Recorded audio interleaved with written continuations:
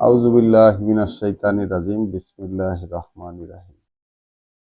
রাব্বি আউযু বিকা মিন হামাযাতিশ শায়াতিন ওয়া আউযু বিকা রাব্বি আইয়াহদুরুন।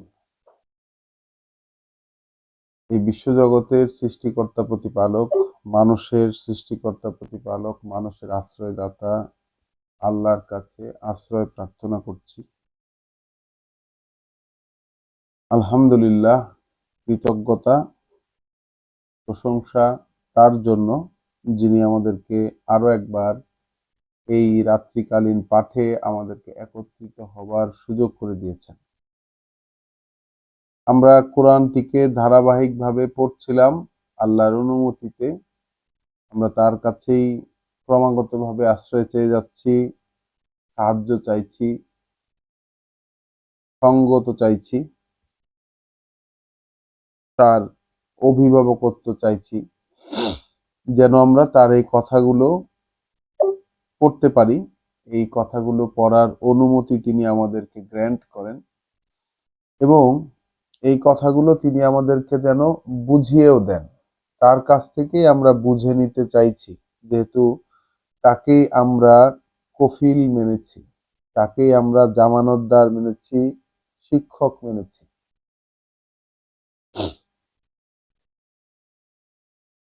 তো আমরা গতকালকে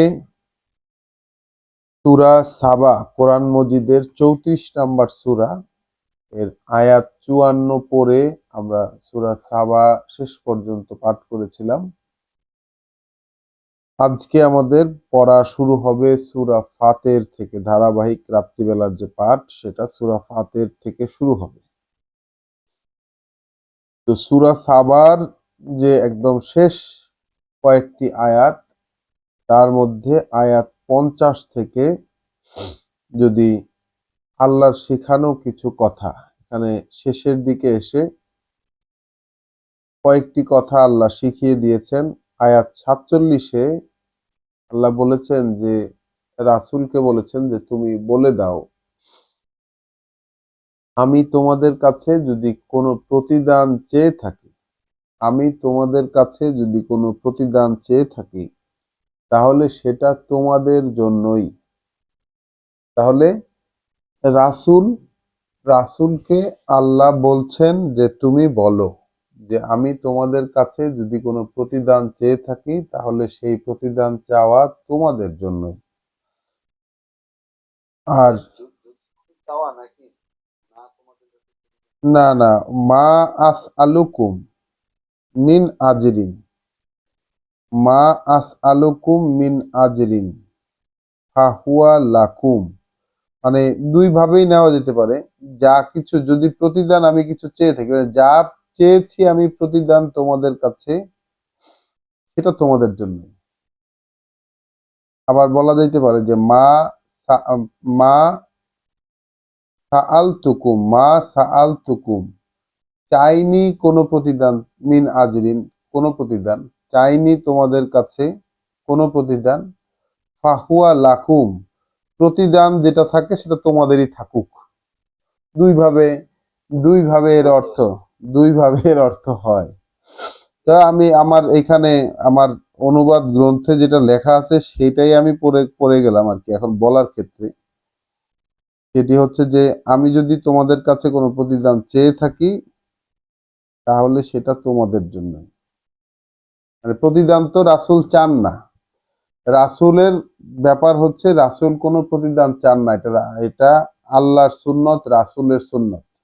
কারণ রাসূলকে আল্লাহ বলেছেন যে তুমি বলে দিবে যে আমি তোমাদের কাছে এর বিনিময়ে কোনো প্রতিদান চাই না। এটা সকল রাসূলের ক্ষেত্রে একই নিয়ম ছিল। তাহলে বলেছেন যে ইন আজরিয়া ইল্লা আলাল্লাহ, আল্লাহ বিষয়টি মানে রাসূলকে দিয়ে বিষয়টি পরিষ্কার করে দিয়েছেন যে যদি কোনো প্রতিদান থেকেই থাকে সেটা আল্লাহর উপর ন্যস্ত। ওয়া হুয়া আলা কুল্লি শাইইন শাহিদ, আর তিনি প্রত্যেকটি জিনিসের উপরই একেবারে উপস্থিত সাক্ষী।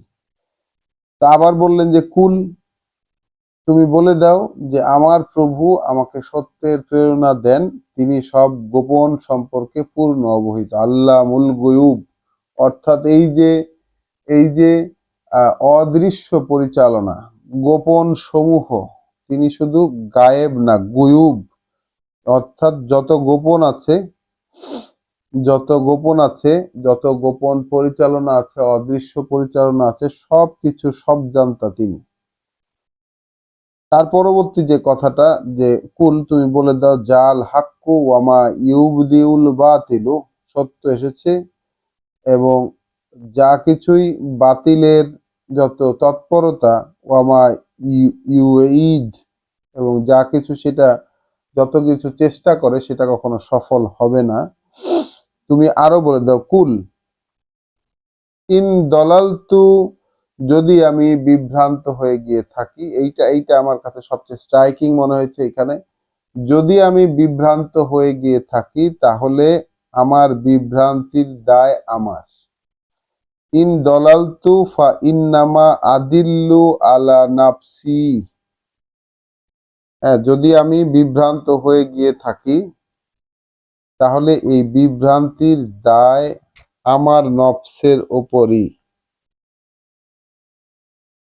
রাসূলকে আল্লাহ বলতে বলেছেন এবং রাসূলও তাই বলেছেন যে কোরআন পড়ে যিনি শোনান, আল্লাহর কিতাব পড়ে যিনি শোনান, তিনি বলছেন যে আমি যদি বিভ্রান্ত হয়ে গিয়ে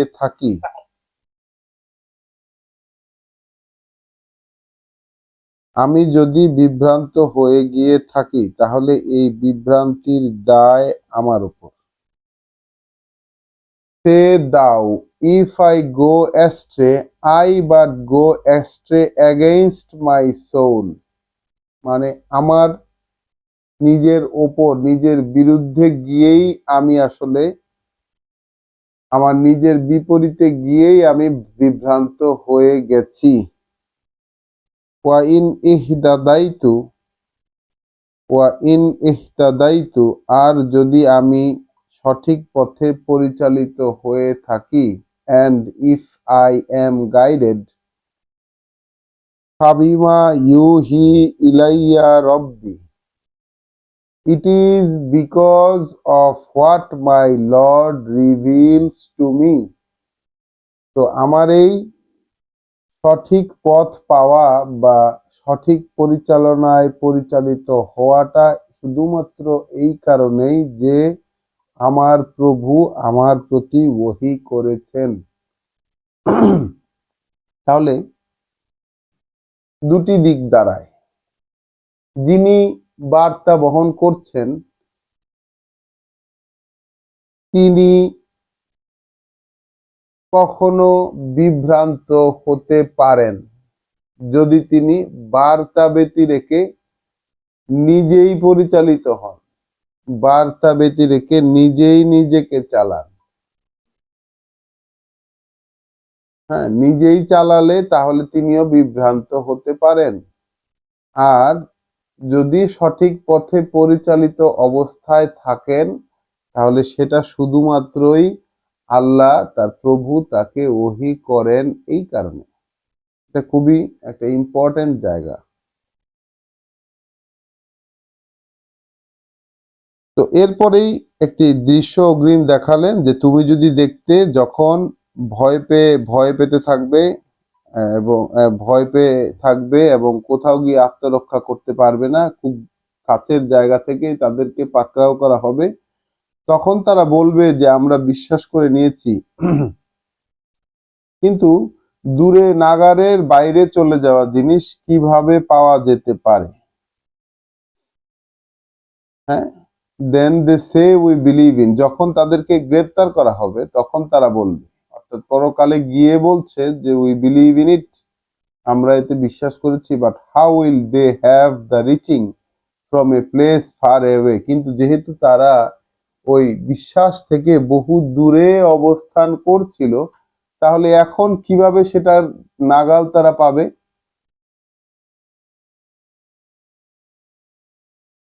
ওয়াকদ কাফারু বিহি মিন কাবলু when they denied it before, তারা তো কিছু আগেও কিছু তারা তো কিছু আগেও এই জিনিসটাকে অস্বীকার করছিল, ওয়া ইয়াকযিফুনা বিল গায়বে, এবং আক্রমণ করছিল যত অদৃশ্য পরিচালনার বিষয়াদিকে। হ্যাঁ, আক্রমণ করছিল, আক্রমণাত্মক কথাবার্তা বলছিল যত অদৃশ্য পরিচালনার বিষয়াদিকে, মিন মাকানিন বাঈদ, দূর থেকে। ওয়াহিলা বাইনাহুম ওয়া বাইনা মা ইয়াস্তাহুন, তাই তাই তাহলে কি হবে সেটা? তাহলে একটা আড়াল সেট করে দেওয়া হবে, একটা আড়াল অবস্থান করে করে দেওয়া হবে, যা তাদের মধ্যে এবং যা তাদের মন চাইতো সেগুলোর মধ্যে, অর্থাৎ তাদের এবং তাদের যে চাহিদা সেটার মধ্যে একটা আড়াল করে দেওয়া হবে।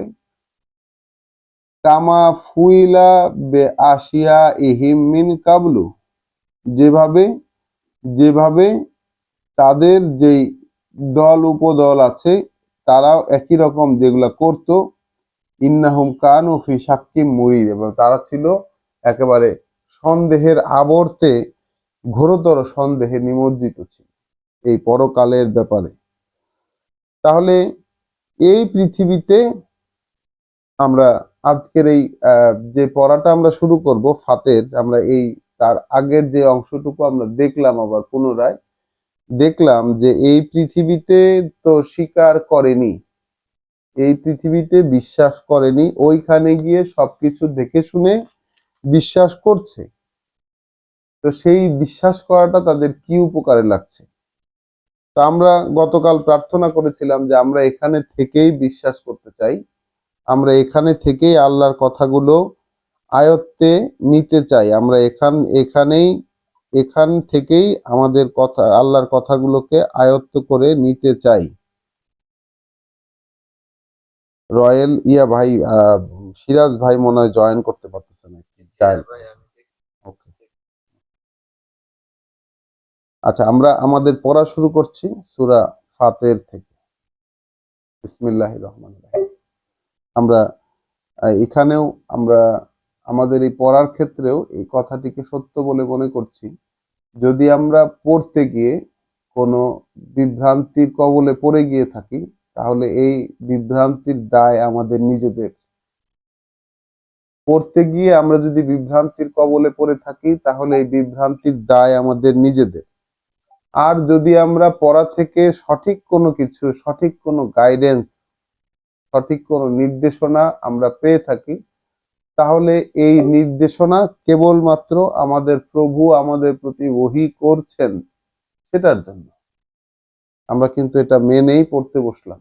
আজকের পড়া, গতকালকের পড়া থেকে এটা আল্লাহর পক্ষ থেকে আমাদের কাছে গিফট, যে আমরা যদি আমাদের জীবনে কোরআন পাওয়ার পরে, কোরআনের সংস্পর্শে আসার পরে আমরা যদি কোনো বিভ্রান্তিতে থেকে থাকি, তাহলে সেই বিভ্রান্তির দায় আমাদের, আমরা আমাদের নিজেদের বিরুদ্ধেই আমরা বিভ্রান্ত হয়েছি। আর যদি কোনো আর যদি কোনো সঠিক পথ আমাদের পাওয়া হয়ে থাকে, এখান থেকে কোনো নির্দেশনা আমরা যদি পেয়ে থাকি, তাহলে সেটা আমাদের প্রভু আমাদেরকে ওহী করেছেন এই জন্য। বিসমিল্লাহির রহমানির রহিম। পরম করুণাময় দয়ালু আল্লাহর পরিচয়ে শুরু করছি সূরা আল ফাতির, কোরআন মজিদের ৩৫ নম্বর সূরা। আলহামদুলিল্লাহ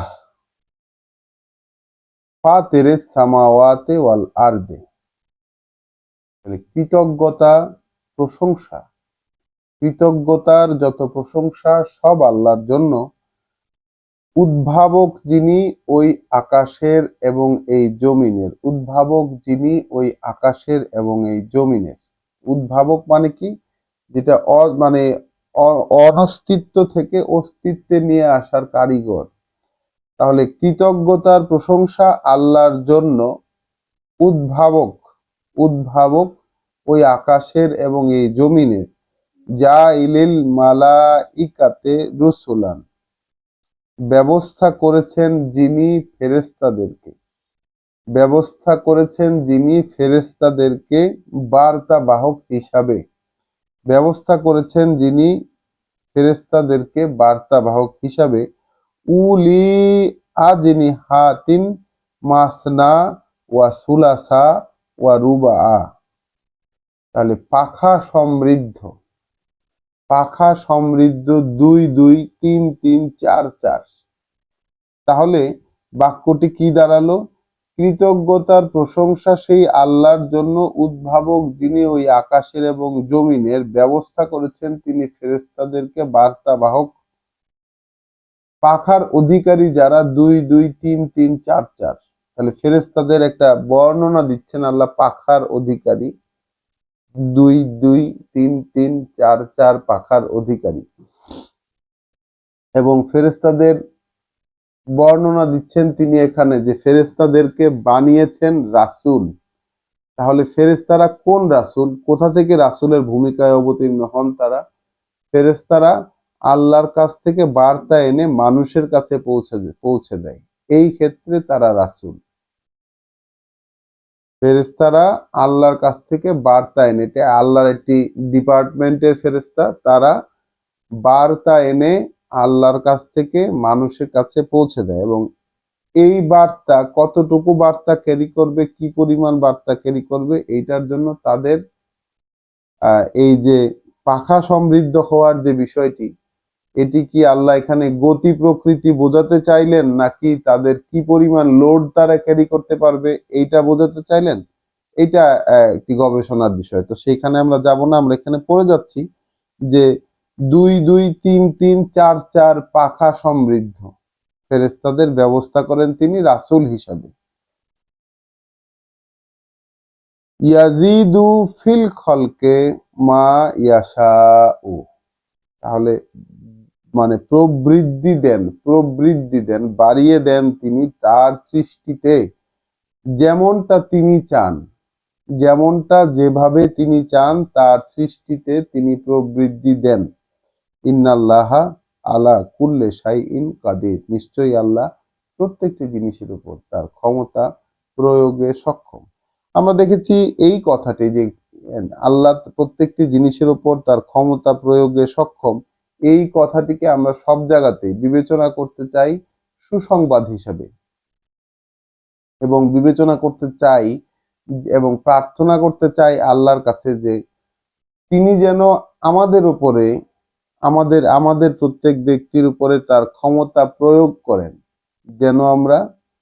যেন আমরা তার কথাগুলোকে গ্রহণ করতে পারি। তো ফেরেশতাদেরকে তিনি রাসূল করে বানান, এটা আমরা কিন্তু সূরা হজে দেখে এসেছি, সূরা হজের শেষ রুকুতে, যেখানে তিনি একদম নিয়োগ বিজ্ঞপ্তি দিয়েছেন যে ফেরেশতাদের মধ্য থেকেও তিনি রাসূল নির্বাচন করেন এবং মানুষের মধ্য থেকেও রাসূল নির্বাচন করেন। তাহলে মানুষ রাসূলের কাছে বার্তা পৌঁছানোর জন্য ফেরেশতা রাসূল নিয়োগ করেন তিনি। হ্যাঁ, মানুষ বার্তাবাহকের কাছে, মানুষ রাসূলের কাছে বার্তা পৌঁছানোর জন্য ফেরেশতা রাসূল নিয়োগ করেন, এবং সেই ক্ষেত্রে সেই ফেরেশতা রাসূলেরা 2 2 4 4 2 2 3 3 4 4 পাখা সমৃদ্ধ হয়। আল্লাহ বলছেন যে যার ক্ষেত্রে তিনি যেমন ভাবে চান এই সৃষ্টিতে প্রবৃদ্ধি দিতে পারেন, কারণ তিনি প্রত্যেকটি জিনিসের উপর তার ক্ষমতা প্রয়োগে সক্ষম। মা ইয়াফতাহিল্লাহু লিন্নাসে মিন রহমাতিন, তাহলে যা খুলে দেন আল্লাহ মানুষের জন্য তার রহমতের, তার করুণার যা কিছু খুলে দেন আল্লাহ মানুষের জন্য, ফালা মুমসিকা লাহা, তাহলে সেটাকে আটকে রাখবার কেউ নেই। আল্লাহ মানুষের জন্য যতটুকু রহমতের দরজা খুলে দেন সেটাকে আটকে রাখবার কেউ নেই। ওয়ামা ইউমসিক, আর যদি তিনি তা আটকে দেন, ফালা মুরসিলা লাহু, তাহলে হয় না সেটা পাঠানোর কেউ মিন বাদিহি, তার এরূপ করার পর। অর্থাৎ তিনি যদি আটকে দেন রহমতের সাপ্লাই তিনি যদি আটকে দেন, তাহলে সেই রহমত, সেই করুণা তার পরবর্তীতে কেউ আর পাঠানোর সক্ষমতা রাখে না। ওয়া হুয়া আল আজিজুল হাকিম, আর তিনি তো শক্তিমান। এ কারণেই তিনি শক্তিমান এবং তিনি বিজ্ঞ, অর্থাৎ সঠিক সিদ্ধান্তদাতা। তাহলে এগুলো কিন্তু আল্লাহর পরিচয়, আমরা জানছি আল্লাহর পরিচয়। আল্লাহর পরিচয় কি দিলেন এখানে? যে তিনি উদ্ভাবক, তিনি ওই আহ, শূন্য থেকে আকৃতিতে নিয়ে আসা, শূন্য থেকে সবকিছু সৃষ্টি করার উদ্ভাবক তিনি, আকাশ জমিনের। তিনি ফেরেশতাদেরকে এখানে একটি সংবাদ দিলেন আল্লাহ, সেটি হচ্ছে ফেরেশতাদেরকে রাসূল বানান। এরপর মানুষের জন্য তিনি করুণার বরাদ্দ দিলে সেটাকে আহ, আটকায় রাখা যায় না। আর যদি তিনি আটকে দেন তাহলে সেটাকে পাঠানোরও কেউ থাকে না, কারণ তিনি সর্বশক্তিমান, তিনি শক্তিমান এবং সঠিক সিদ্ধান্ত দাতা। ইয়া আইয়ুহান নাস, ওহে মানুষ, ইযকুরু নিয়ামাতাল্লাহ, স্মরণ করো, আলোচনা করো নিয়ামত আল্লাহর।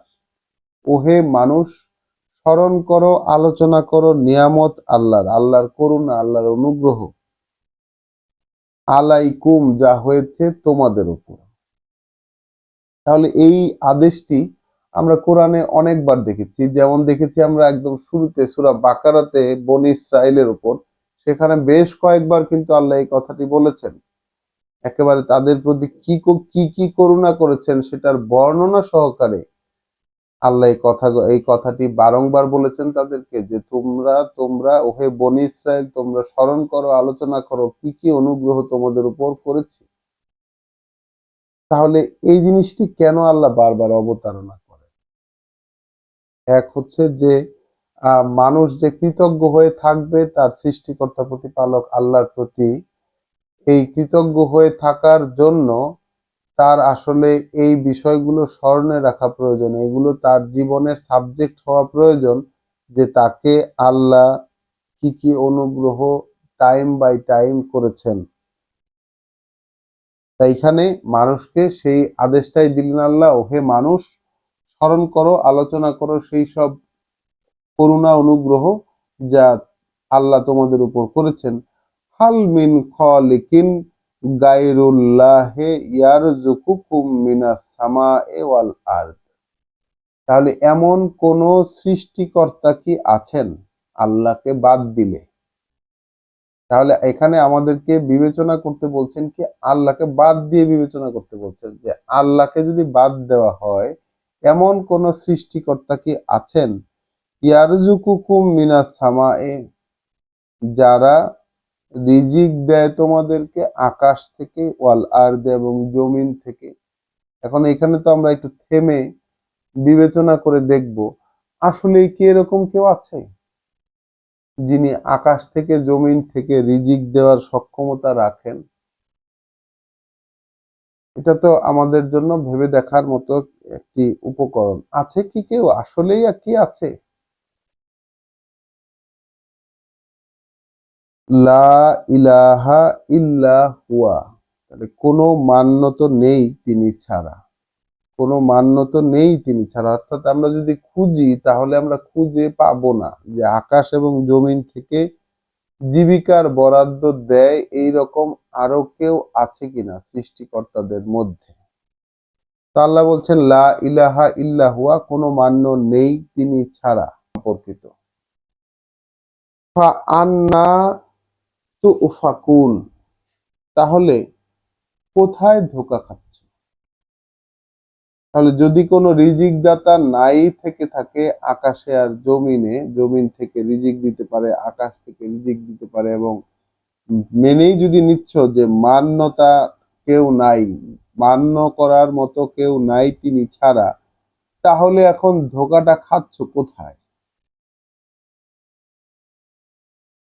ওয়া ইন তুকাযযিবুকা, এখন আল্লাহ বলছেন ওয়া ইন তুকাযযিবুকা, রাসূলকে বলছেন। ওয়া ইন ইউকাযযিবুকা, এখন ওরা যদি তোমাকে প্রত্যাখ্যান করে, ওরা যদি তোমাকে কোনো পাত্তা না দেয়, প্রত্যাখ্যান যদি করে, মেনে নিতে না চায়, ফাকাদ কুযযিবাত রুসুলুন মিন ক্বাবলিকা, তাহলে এটা তো নিশ্চিত ইতিহাস যে তারা প্রত্যাখ্যান করেছে তোমার আগে যত বার্তাবাহকেরা এসেছে তাদেরকে। অর্থাৎ সকল বার্তাবাহক সময় সময় যত রাসূল এসেছেন সকলেই তো প্রত্যাখ্যাত হয়েছেন। তাহলে রাসূলকে এখানে শোনাচ্ছেন কেন এই কথা? রাসূলকে তো প্রত্যাখ্যাত হতে হচ্ছে মানুষের কাছে, তখন কেন রাসূলকে প্রত্যাখ্যাত হতে হচ্ছে বা পূর্বের লোকেরা হয়েছে কিনা এটা বলার মাধ্যমে আল্লাহ তাকে বোঝাতে চাইলেন যে তুমি প্রত্যাখ্যাত হলে মনে করবা যে তুমি ঠিক পথে আছো। এখন যদি ওরা তোমাকে প্রত্যাখ্যান করে তবে এটা কোনো নতুন কথা নয়। তোমার আগেও রাসূলদেরকে ওরা প্রত্যাখ্যান করেছে। ওয়া ইলাল্লাহে তুরজাউল উমুর, আর আল্লাহর কাছেই তো সকল রিপোর্ট ফিরে যায়। সকল রিপোর্ট, সকল বিষয়ের যত প্রতিবেদন, সেই প্রতিবেদন তো আল্লাহর কাছে ফিরে যায়। ইয়া আইয়ুহান নাস, ওহে মানুষ। আয়াত ৫, ওহে মানুষ, ইন্না ওয়াদাল্লাহি হাক্কুন, আল্লাহর এই যে ওয়াদা এটাই কিন্তু এক চরম বাস্তবতা, এটাই কিন্তু একমাত্র সত্য। আল্লাহর এই যে ওয়াদা এটাই কিন্তু একমাত্র সত্য। ফালা তাগুররান্নাকুমুল হায়াতুদ দুনিয়া, তাহলে তোমাদেরকে যেন ধোকায় ফেলে রাখতে না পারে পৃথিবীর এই জীবন। ওয়ালা তাগুররান্নাকুম বিল্লাহিল গারুর, আর আল্লাহ সম্পর্কেও যেন তোমাদেরকে ধোকা দিতে না পারে ওই মহা ধোকাবাজ। তাহলে এই জায়গায় আমরা একটু দাঁড়াবো। মানুষকে আল্লাহ বলছেন যে আল্লাহর ওয়াদা সত্য, তাহলে কোন ওয়াদা সত্য? আল্লাহ যা বলছেন সবই তো ওয়াদা। আমরা এই যে সূরা সাবাতে যা পড়ে আসলাম ৫১, ৫২, অর্থাৎ শেষে যে পরকালের দৃশ্যটি আল্লাহ দেখালেন এবং অন্যান্য যত ক্ষেত্রে যত ইনফরমেশন আল্লাহ দিচ্ছেন প্রতিনিয়ত, সবই তো আল্লাহর ওয়াদার মতোই। সবই তো আল্লাহর ওয়াদার মতোই। আল্লাহর ওয়াদাই তো সবগুলো। আর পরকালের যে কথাগুলো এগুলো যে অবশ্য হবে এটাও তো আল্লাহর ওয়াদা। তাহলে ওহে মানুষ, আল্লাহ বলছেন ওহে মানুষ, নিশ্চয়ই আল্লাহর ওয়াদা সেটাই সত্য, এক বাস্তবতা। তাহলে তোমাদেরকে যেন পৃথিবীর জীবন আল্লাহর এই কথাগুলো থেকে, আল্লাহর এই পৃথিবীর জীবন যেন ধোকায় ফেলে না রাখে। তাহলে কিসের থেকে ধোকায় ফেলে রাখবে? সেটি হচ্ছে আল্লাহর ওয়াদাকে সত্য বিবেচনা করা থেকে ধোকায় যেন ফেলে রাখতে না পারে। তাহলে আল্লাহর ওয়াদা সত্য, এই বিষয়টি আমরা বিবেচনায় নিতে পারছি না, কারণ পৃথিবীর জীবন ধোকায় ফেলে রেখেছে আমাকে। পৃথিবীর জীবন বলতে পৃথিবীর জীবনে আমার আল্লাহর কথার আর অনুশীলন ছাড়া আর যত কিছু আছে, আল্লাহর কথার অনুশীলন ছাড়া আর যত কিছু আছে সবই আমার পৃথিবীর জীবন। এবং পৃথিবীর জীবনের মধ্যে বিভিন্ন ভালো লাগার জিনিস তো আমার আছেই, আল্লাহ তৈরি করে দিয়েছেন সেই ভালো লাগার জিনিসগুলোকে। আমার স্ত্রী, আমার সন্তান, আমার সম্পদ, আমার সোনার উপর ঢের, আমার ব্র্যান্ডেড হর্স অর্থাৎ গাড়ি ঘোড়া, আমার ক্যারিয়ার, আমার ক্ষেতের ফসল, সবই যেগুলো আল্লাহ আকর্ষণীয় করে দিয়েছেন। তাহলে এই পৃথিবীর জীবন যেন ধোকায় ফেলে রাখতে না পারে এবং তোমাদেরকে যেন ধোকা দিতে না পারে আল্লাহর ব্যাপারে ওই মহা ধোকাবাজ। তাহলে মহা ধোকাবাজ বলতে আমরা তো এর আগে জেনেছি মহা ধোকাবাজ হচ্ছে শয়তান। তাহলে শয়তান যদি মহা ধোকাবাজ হয় তাহলে সে ধোকা দিবে আল্লাহর ব্যাপারে, অন্য ব্যাপারে না। এইটা কিন্তু আমাদের খুবই পয়েন্ট একদম, যেটা আমাদেরকে চিন্তা মানে একটা একদম টুকে রাখতে হবে যে শয়তান আসলে ধোকা দেয় কোন ব্যাপারে। কারণ সে তো ইবলিস, শয়তানের যেই মূল সূত্র ইবলিস, শয়তানের মূল সূত্র, যেখান থেকে তার সূত্রপাত, সেই ইবলিস আল্লাহর কাছে চ্যালেঞ্জ করছে, আল্লাহকে চ্যালেঞ্জ করেছে যে মানুষের পুরো বংশধারাকে সে নিয়ে ছাড়বে এবং সে বসে থাকবে, যেহেতু সে বলেছে যে যা দিয়ে আপনি আমাকে বিভ্রান্ত করে দিলেন ওইটা নিয়ে আমি বসে থাকব আপনার সিরাতুল মুস্তাকিমের ঘাটে ঘাটে। তাহলে ইবলিসের অবস্থান তো আসলে আল্লাহর যে পথ সেটার মুখে। তাই তো আল্লাহ এখানে আমাদেরকে জানাচ্ছেন যে ইন্না শায়তানা লাকুম আদুউন, আয়াত 6, যে শয়তান কিন্তু তোমাদের শত্রু, ফাত্তাখিজুহু আদুওয়া, তাহলে তাকে তোমরা শত্রু হিসাবেই গ্রহণ করো। শয়তান কিন্তু তোমাদের শত্রু, তাহলে তাকে তোমরা শত্রু হিসাবেই গ্রহণ করো। ইন্নামা ইয়াদউ হিজবাহু, সে তো ডাকে তার জনগোষ্ঠীকে, তার মানে তার সাঙ্গপাঙ্গকে, তার বাহিনীকে সে ডাকে লিয়াকুনু মিন আসহাবিস সাইর, যেন যেন হয়ে যেতে পারে তারা অধিবাসী জ্বলন্ত আগুনের। তাহলে যেন জ্বলন্ত আগুনের অধিবাসী হতে পারে, এই জন্য শয়তান তার দলবলকে ডাকে। এখন শয়তান ধোঁকা দেয় আল্লাহর ব্যাপারে। তো আমাদের এই বিষয়টি খুব ভালো করে খেয়াল রাখতে হবে যে আমরা আল্লাহর ব্যাপারে কোন কোন ইনফরমেশন জানি যেগুলো কোরআনে নাই, আল্লাহর ব্যাপারে, রাসূলের ব্যাপারে কোন কোন ইনফরমেশন আমরা জানি যে ইনফরমেশন গুলো কোরআনে নাই। তাহলে সেখান থেকে আমাদের আল্লাহর ওয়াস্তে আশ্রয় চাইতে হবে সেই সব জিনিস থেকে, সেই সব জায়গা থেকে। কারণ শয়তানের প্ল্যানই হচ্ছে সে আল্লাহর ব্যাপারে ধোঁকা দিবে। আল্লাহ এটা সতর্ক করে দিচ্ছেন যেন সেই মহা ধোঁকাবাজ তোমাদেরকে যেন আল্লাহর ব্যাপারে ধোঁকা দিতে না পারে। নিশ্চয়ই শয়তান তোমাদের শত্রু, তাহলে তাকে শত্রু হিসাবে নেবে। শয়তান শত্রু, তাই শত্রু হিসাবে নেবে তাকে। সে তো ডাকে, সে তো ডাকে তার দল বল, তার সাঙ্গপাঙ্গদেরকে যেন হয়ে যেতে পারে তারা জ্বলন্ত আগুনের অধিবাসী।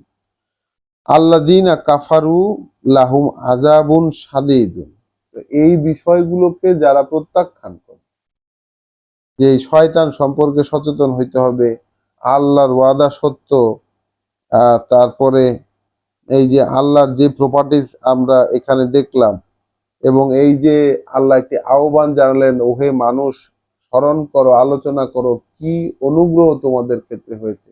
আমাদের প্রত্যেকের জীবনে ব্যক্তিগতভাবে আল্লাহ যা কিছু অনুগ্রহ করেছেন, সেই অনুগ্রহ গুলা যদি আমি প্রতিনিয়ত স্মরণ করতাম, সেগুলো যদি স্মরণে থাকতো, তাহলে তো তাহলে তো অকৃতজ্ঞতার কোনো জায়গা থাকার কথা না, আমার আর কোনো না পাওয়ার জায়গা থাকার কথা না। আর সর্বোপরি আল্লাহ যেহেতু আমাদেরকে, এই আমরা এখন যারা পড়তে বসেছি, যারা হয়তো সামনের সময়গুলিতে শুনবেন, যারা এখনো শোনেন নাই, সামনের সময়ে শুনবেন, এরকম মানুষ যারা আছে, তাদেরকে আল্লাহ যে বিশেষ করুণা করেছেন, যে কোরআনের সম্মুখীন করে দিয়েছেন, এরপরে আর কি থাকতে পারে? কতটুকু মানে অনুগ্রহ হতে পারে এই বিষয়টি, কত বড় অনুগ্রহ। তাহলে যারা কিনা কাফারু, আল্লাযীনা কাফারু, যারা অগ্রাহ্য করবে, লাহুম আযাবুন শাদীদুন, তাদের জন্য আছে কঠিন শাস্তি। ওয়াল্লাযীনা আমানু ওয়া আমিলুস সলিহাত, আর যারা বিশ্বাস এনেছে, গ্রাহ্য করেছে এবং কাজ করেছে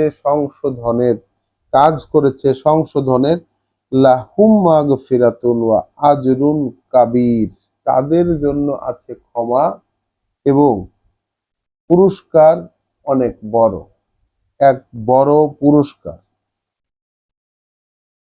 আফামান যুইয়িনা লাহু সুউ আমালিহি, তাহলে তার ক্ষেত্রটা কেমন, তার ক্ষেত্রটা কেমন আকর্ষণীয় করে দেয়া হয়েছে আকর্ষণীয় করে দেয়া হয়েছে যার জন্য তার কাজগুলোকে।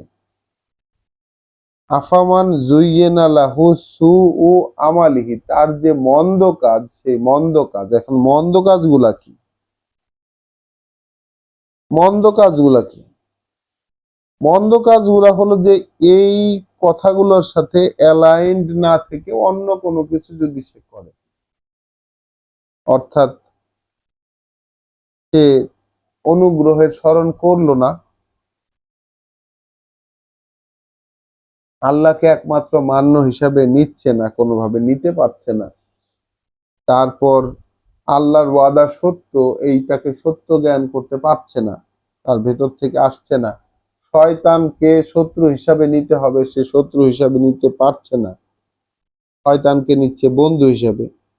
হ্যাঁ, তাহলে বলছেন আফামান জুইয়েনা লাহু সুউ আমালিহি, তাহলে তার ক্ষেত্রে, যার ক্ষেত্রে আকর্ষণীয় করে দেয়া হয়েছে তার যত মন্দ কর্ম, তার যত অপকর্ম বা মন্দ কর্ম, যেগুলো তার কাজগুলো মন্দ, সেগুলো যদি আকর্ষণীয় করে দেয়া হয়, ফারাআহু হাসানান, তাহলে সেই সেগুলোকে দেখতে পাচ্ছে সুন্দর কাজ হিসাবে।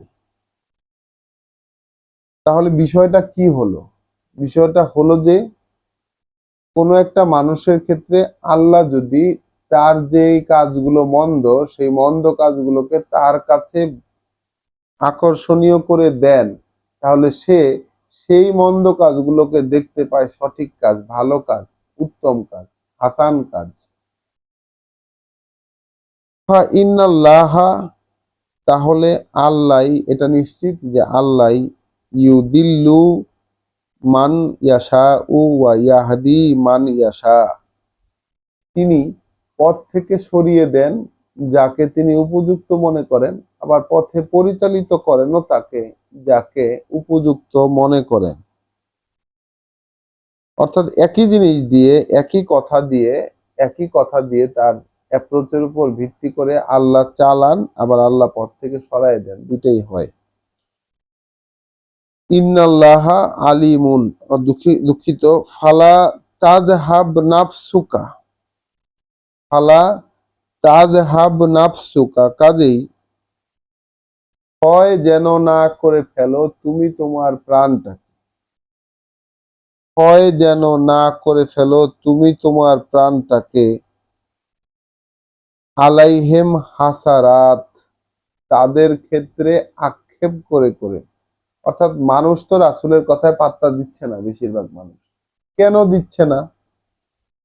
মানুষ কেন এমন, তাদের ব্যাপার, তারা তাদের কি শাস্তি হবে না হবে এটা নিয়ে চিন্তা করে তুমি তোমার প্রাণটাকে শেষ করে দিও না।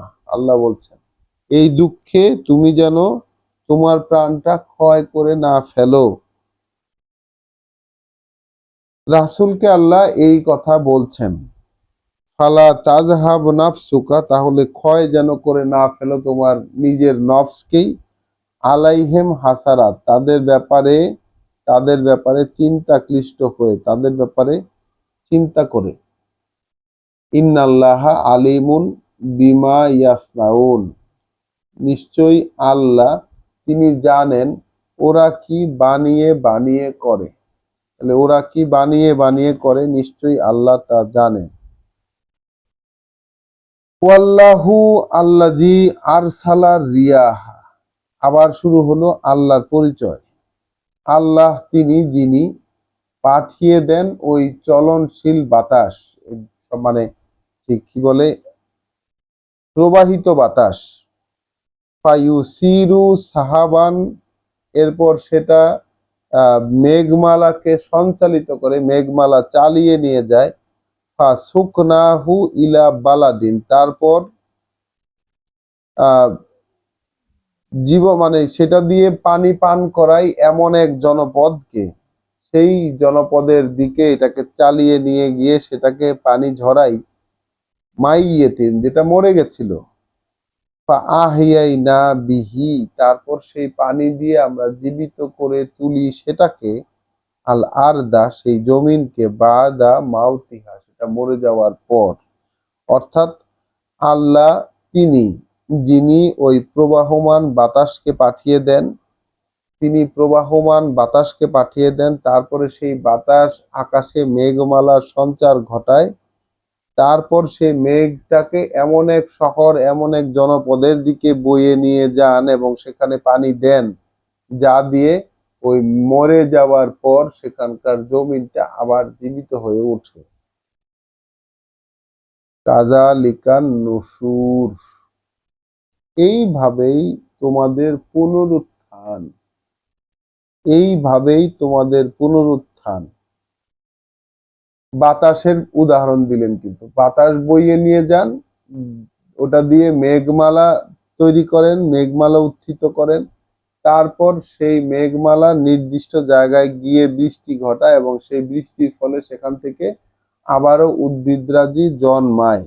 আল্লাহ বলছেন এইভাবেই তোমাদের পুনরুত্থান। মান কানা ইউরিদুল আজলা,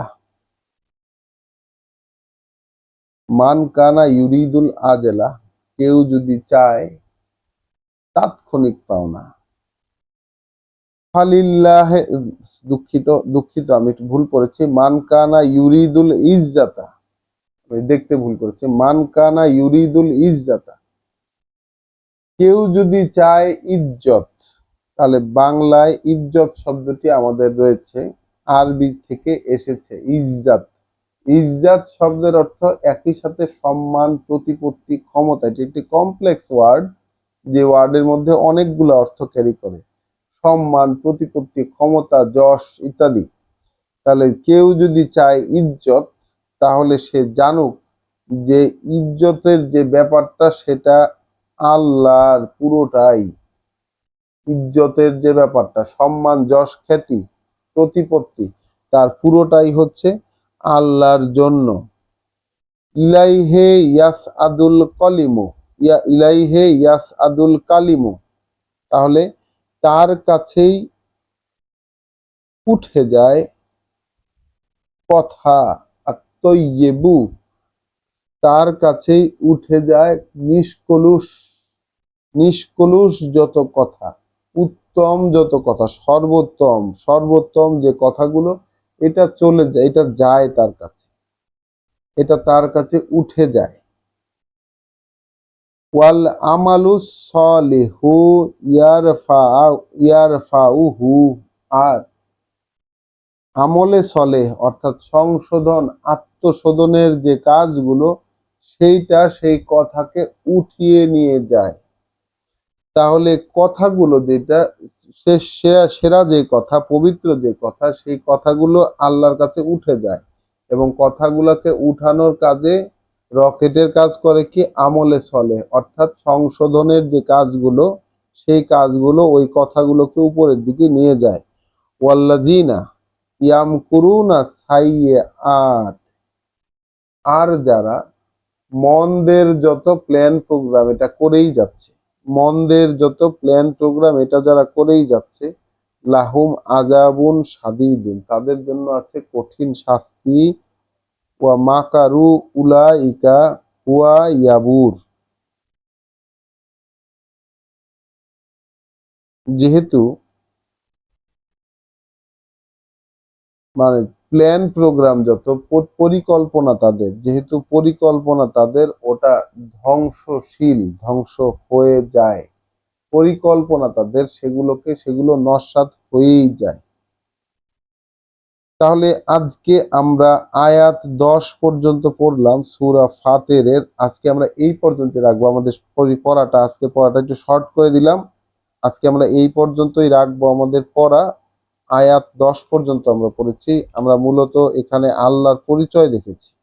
আজকে যে পড়াটুকু দেখেছি সেই পড়াটুকুতে আল্লাহর পরিচয়, আল্লাহ উদ্ভাবক, আল্লাহ তার উদ্ভাবনী পরিচয় তুলে ধরেছেন আমাদের সামনে, যে তিনি ফেরেশতাদেরকে ব্যবস্থা করেন, সেই ফেরেশতাদের সৃষ্টি শৈলীতে তিনি যেভাবে খুশি প্রবৃদ্ধি দেন, এবং মানুষকে তিনি প্রেসক্রিপশন দিলেন কি, যে তার প্রতি আল্লাহ যে অনুগ্রহ করেছেন সেটা যেন সে প্রতিনিয়ত স্মরণ করে। মানুষকে এটা মনে করিয়ে দিয়েছেন যে আল্লাহর ওয়াদা সত্য, তাহলে তোমাদের পৃথিবীর জীবন যেন তোমাদেরকে ধোকায় ফেলে না রাখতে পারে, আর আল্লাহর ব্যাপারে যেন সেই মহা ধোঁকাবাজ তোমাদেরকে ধোঁকা দিতে না পারে। শেষে এসে যে ব্যাপারটি বললাম যে কেউ যদি সম্মান, যশ, প্রতিপত্তি ইত্যাদি চায়, কেউ যদি সম্মান, যশ, প্রতিপত্তি, ইজ্জত যেটাকে বলে ইজ্জত যদি চায়, তাহলে ইজ্জত সংক্রান্ত বিষয়াদি পুরোটাই আল্লাহর জন্য। তো আমরা তো ইজ্জত চাই, মানুষের কাছ থেকে সম্মান, যশ, প্রতিপত্তি ইত্যাদি পেতে চাই, তাহলে আল্লাহ কি বললেন যে ইজ্জত পুরাটাই আল্লাহর, তার কাছে উঠে যায়। তাহলে ইজ্জতের সাথে সম্পর্ক কিসের? সম্পর্ক হইল যে কালেমা তৈয়্যেবার, অর্থাৎ পবিত্র যত কথাগুলো আছে সেইগুলো উঠে যায় তার কাছে, এবং সেটাকে উঠায় হচ্ছে সংশোধনের কর্মগুলো। আর যারা বিপরীত কাজ করে তাদের জন্য শাস্তি আছে, এবং তাদের যত প্ল্যান প্রোগ্রাম এইটা কিন্তু ধ্বংসশীল, নস্যাৎ হবার জন্যই। তো আমরা আমাদের পড়া আজকে এই পর্যন্তই রাখবো। আল্লাহর কাছে আমরা প্রার্থনা করছি, আশ্রয় চাচ্ছি, এবং আমরা এই কথাগুলোতে আমাদের বিশ্বাসকে সেট করতে চাই আল্লাহর কাছে, সেটার অনুমতি চাই যেন তিনি আমাদেরকে তার কথাগুলোর উপর পূর্ণ আস্থা এবং বিশ্বাস রাখতে দেন। আসসালামু আলাইকুম ওয়া রাহমাতুল্লাহ।